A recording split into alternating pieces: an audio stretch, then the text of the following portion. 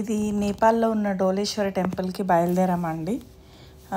సుమారు 8 గంటల ప్రాంతంలో బ్రేక్ఫాస్ట్ చేసి బయలుదేరాము. మేము నాగర్కోట్ వెళ్ళాము పైన సీనరీ వ్యూస్ చూడడానికని. అక్కడ నైట్ స్టే చేసి అక్కడి నుంచి డోలేశ్వర టెంపుల్ బయలుదేరాము. ఇదే టెంపుల్ ఎంట్రన్స్ అండి.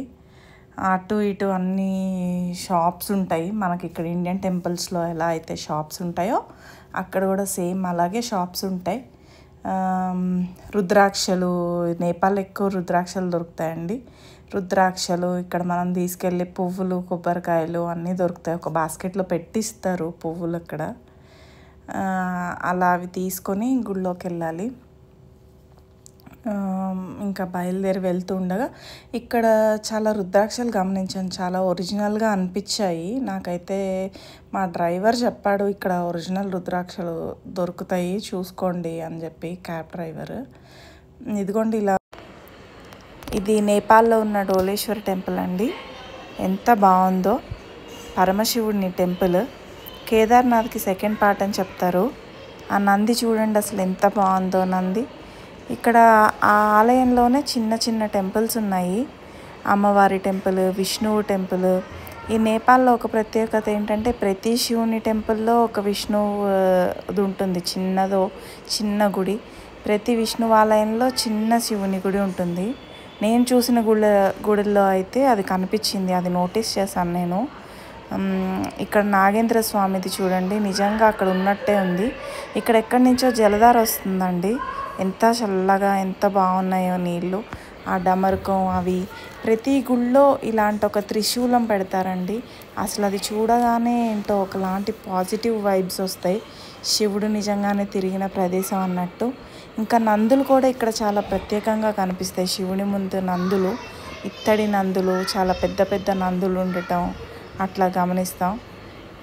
ఇది చూడండి విష్ణు స్వరూపం. ఇది విష్ణు ఆలయము. అదే ఏ శివుని గుడికి వెళ్ళినా ఇట్లా విష్ణు ఆలయం కనిపించడం ఇక్కడ చిన్న ప్రత్యేకత.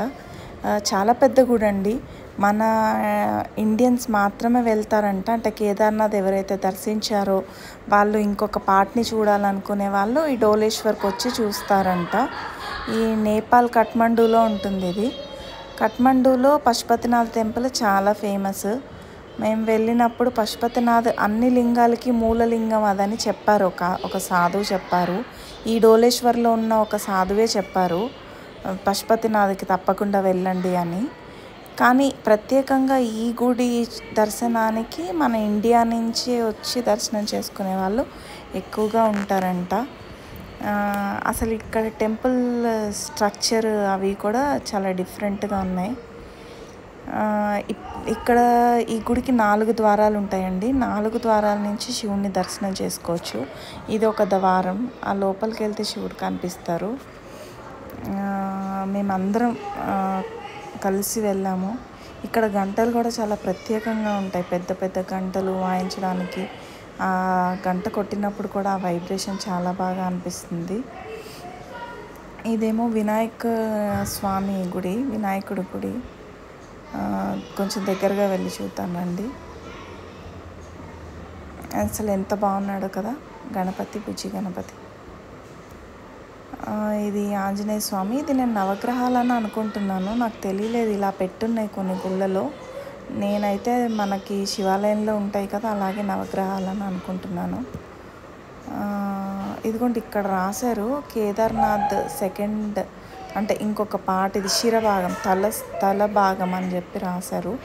అక్కడ కేదార్నాథ్లో ఉండేది మోపురం అన్నమాట. ఇక్కడ నుంచి కిందకి వెళ్తే చాలా శివలింగాలు ఉన్నాయండి. ఆ శివలింగాల్లో మధ్యలో ఒక మెయిన్ లింగం ఉంది. అది పశుపతినాథ్ లింగం లాగా అనిపించింది.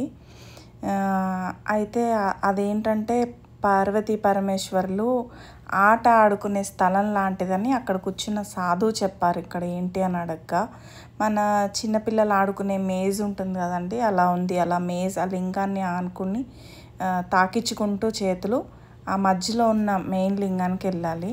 అలా పరమశివుణ్ణి దర్శించుకొని ఆ డోలేశ్వర్ మందిరం నుంచి బయలుదేరేసామండి. దాని తర్వాత ఆ రోజు మేము చాలా గుళ్ళు చూసాము. అమ్మవారి శక్తిపీఠం కూడా ఉంటుంది. అది నా నెక్స్ట్ వీడియోలో చేస్తానండి. చాలా బాగుంటుంది.